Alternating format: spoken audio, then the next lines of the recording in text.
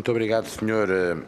Presidente. Bom, aqui a questão coloca-se não só em relação ao combate à fraude, mas em relação à notícia saliente dos últimos dias relativo ao diploma de acesso às contas bancárias. Bom, convém primeiro, talvez, contextualizar. O poder de acesso da autoridade tributária à informação privada é, em todos os tempos, em todos os sistemas e também em Portugal, uma condição necessária do combate à fraude.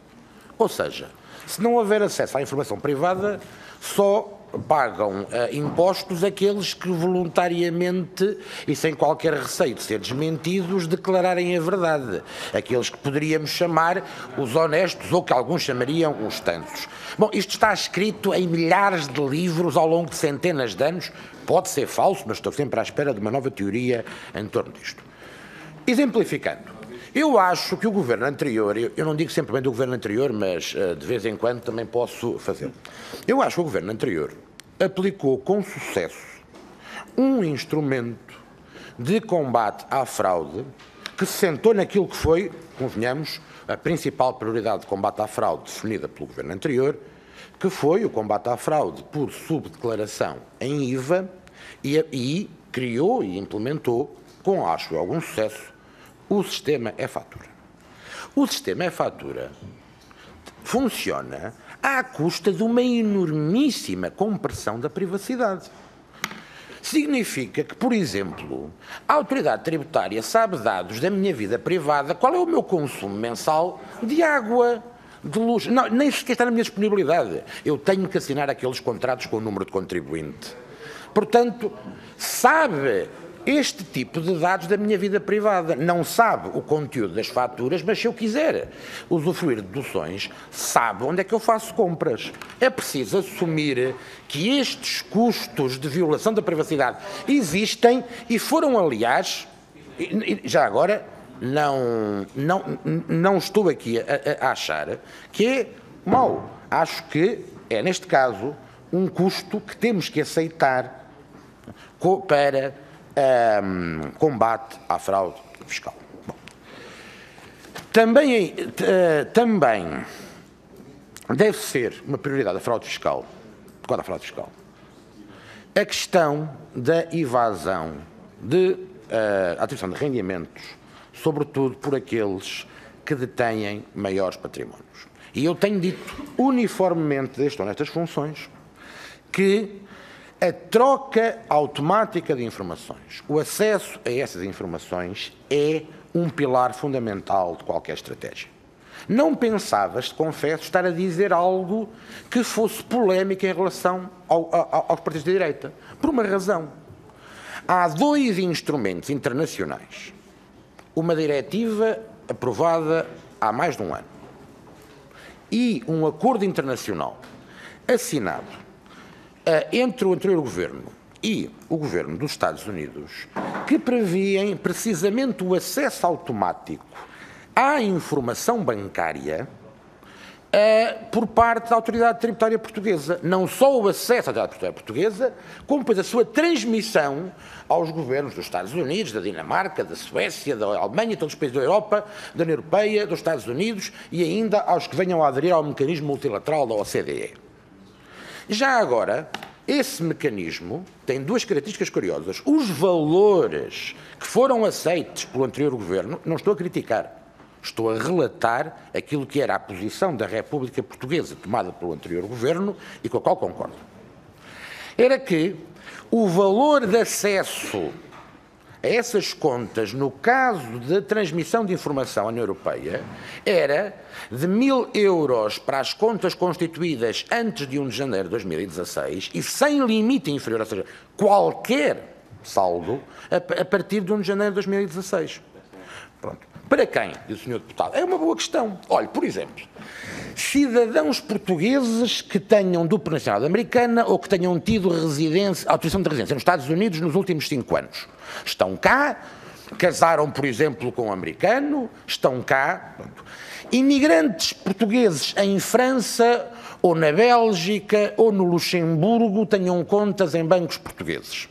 Estes, por exemplo. É claro que podemos assentar o nosso raciocínio no pressuposto que há aqui cidadãos de primeira e de segunda, cidadãos cuja privacidade ou sigilo bancário não é importante, outros que é.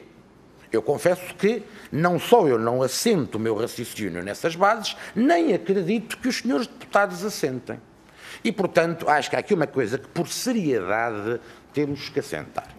Ou bem que os instrumentos internacionais que o governo anterior aceitou sem oposição constituem insuportável invasão da vida privada de um conjunto de cidadãos portugueses ou de residentes em Portugal, ou então a extensão da medida que, note-se, faz em valores mais elevados, 50 mil euros, não sei se é mais que 50 mil dólares hoje em dia, isso vai variando, mas é certamente mais que 1000 euros. Não é? O valor que nós colocamos é maior que o valor da está na diretiva. Como eu digo, isto é uma coisa excelente, magnífica, devemos celebrar? Não. Tal como as consequências do e-fatura, acho eu, são compressões da privacidade que nós temos que aceitar como um custo do combate à fraude e à evasão fiscal. É a minha opinião, é na minha opinião. Não é só a minha. É a opinião da OCDE, é a opinião da União Europeia, é a opinião do governo dos Estados Unidos, que estão todos por trás da criação deste tipo de mecanismos. E na grande parte destes países, estes mecanismos já existiam no direito interno e os acordos verdadeiramente só serviram para permitir a troca de informações. Ou seja, muitos países acedem automaticamente a estes dados, só precisavam de leis novas para poderem transmitir, por exemplo, à autoridade tributária portuguesa.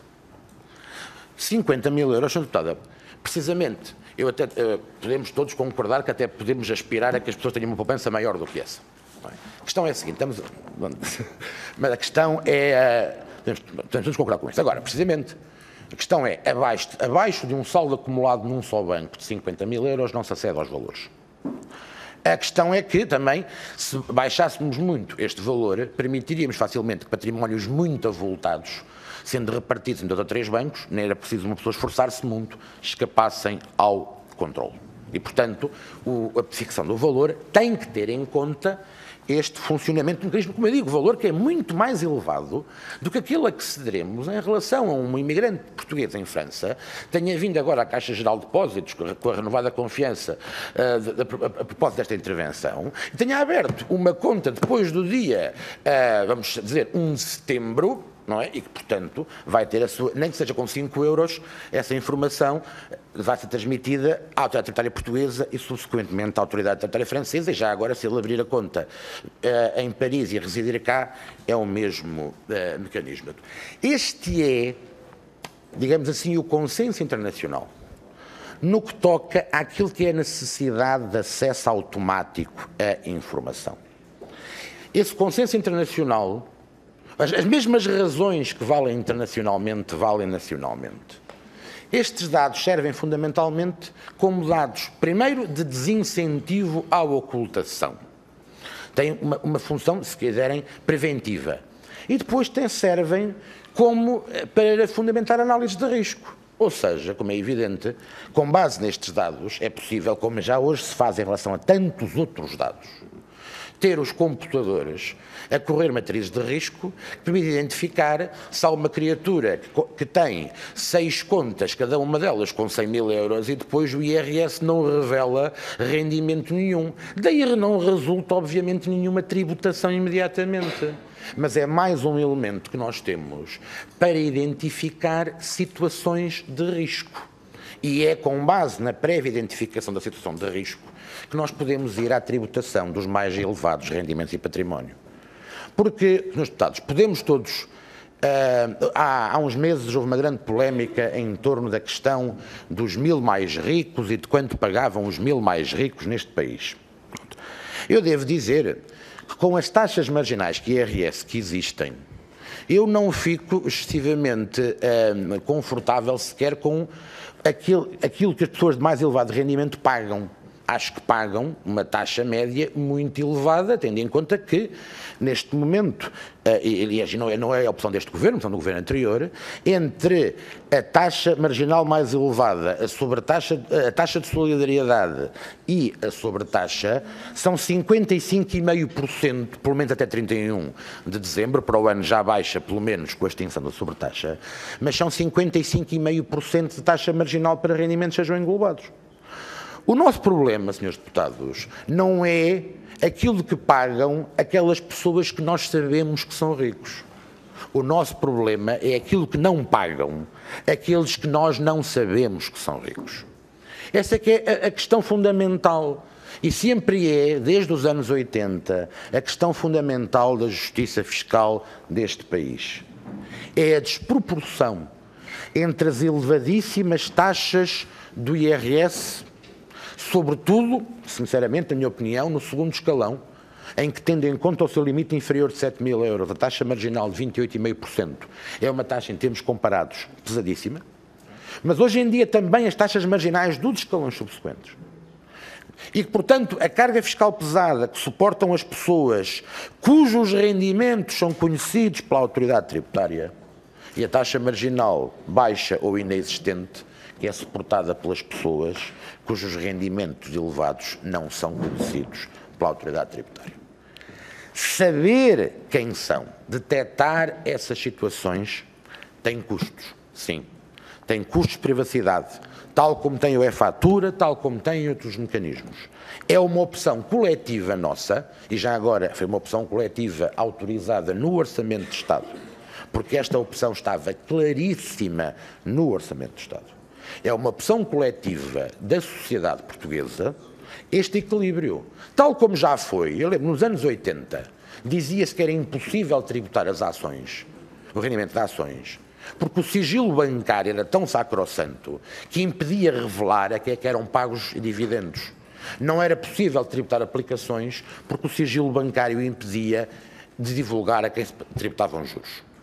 Hoje em dia, provavelmente já ninguém defende estas coisas que nos anos 80 eram tidas como elementos fundamentais de privacidade. Não há aqui uma solução que seja absolutamente correta. O Governo assume sem problemas que esta solução tem custos, tal como todas as medidas de combate à fraude e evasão fiscal têm custos em matéria de privacidade. E é uma definição da comunidade, uma definição coletiva, saber entre estes dois interesses em conflito, de que lado é de caímos. E, nomeadamente, se caímos para um lado, onde neste momento, tendo em conta os instrumentos internacionais, os consensos na OCDE, os consensos na União Europeia, os consensos nos Estados Unidos, se podemos cair para um lado onde verdadeiramente já somos acompanhados por muito poucos.